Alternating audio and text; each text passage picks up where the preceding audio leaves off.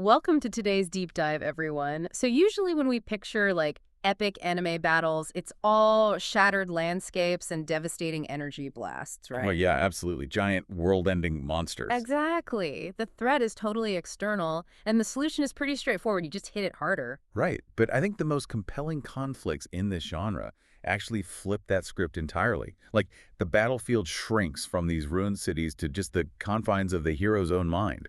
And, well, the opponent wears their own face. Yeah, and that exact dynamic is the focus of a really fascinating piece we're diving into today. It's called Shadows of the Soul, the philosophy of inner anime battles. It's such a great read. It really is. So our mission today is to figure out why, in a medium that is so defined by physical power, the ultimate question becomes, what if your greatest enemy is actually yourself?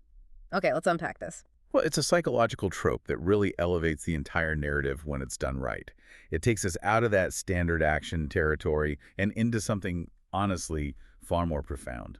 For sure. And the source points to some absolute titans of the medium. We're Yeah. talking Ichigo, Naruto, Guts, Deku. Right, the heavy hitters. Yeah, characters who can literally punch through mountains, but their most intense, defining struggles are completely internal.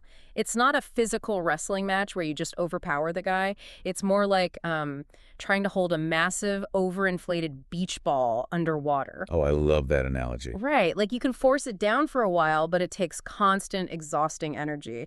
And eventually, it's going to violently explode right back to the surface. That is a perfect way to visualize it, because that beach ball isn't just some generic inner demon. It's deeply rooted in the framework laid out by the psychoanalyst Carl Jung. Okay, yeah, Carl Jung. Right, and what's fascinating here is that these literal inner anime battles are direct physical manifestations of what Jung called the shadow self. Okay, but hold on. Here's where it gets really interesting for me. Is the shadow self just an evil version of the hero, or is it something more complicated? Because these are shown in action shows, right? Yeah, they are. So if a dark, twisted version of the hero suddenly materializes out of nowhere, the audience totally expects an epic beatdown. Oh, they expect the lasers and the screaming for sure. Exactly. So if the shadow is just this manifestation of, evil urges or trauma, why wouldn't they just obliterate it? Well, that's the thing. It's a lot more complicated because the shadow self isn't actually evil.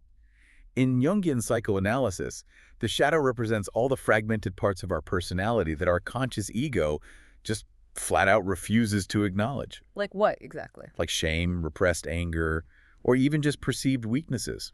So if the hero just blasts it with an energy beam, they are literally destroying a piece of their own psyche. Oh, wow. So they'd basically be lobotomizing themselves. Exactly. They're choosing permanent fragmentation over wholeness. So if blowing it up doesn't work, how do they actually win? I mean, what is the mechanism for defeating something you aren't actually allowed to fight? The mechanism is integration. It means shifting from, stubborn resistance to radical empathy. Radical empathy in anime battle. Yeah, I know it sounds wild, but you see this brilliantly executed with Naruto at the Waterfall of Truth. Oh, right. The Waterfall of But- Truth arc. Right. He literally has to confront Dark Naruto, which is this physical embodiment of all his repressed resentment and hatred toward the villagers who shunned him as a child. And at first, they just fight to a standstill, right? Because they're literally the same person with the exact same power level. Exactly, yeah. Mm. Fighting is completely futile because every strike is just Naruto hitting himself. Right. The breakthrough doesn't come from unlocking some new combat technique. Right. It actually comes when Naruto finally just stops swinging. Oh, it just stops. Yeah, he listens. He listens to the shadow's pain. He acknowledges that this hatred is a completely valid part of his own history, and he literally hugs Dark Naruto. Wow, he hugs him. That's huge. It is. He integrates that repressed resentment back into his conscious self. The shadow just dissipates because it's no longer being violently pushed underwater. It's finally been heard. So the ultimate flex of strength isn't overpowering the darkness at all.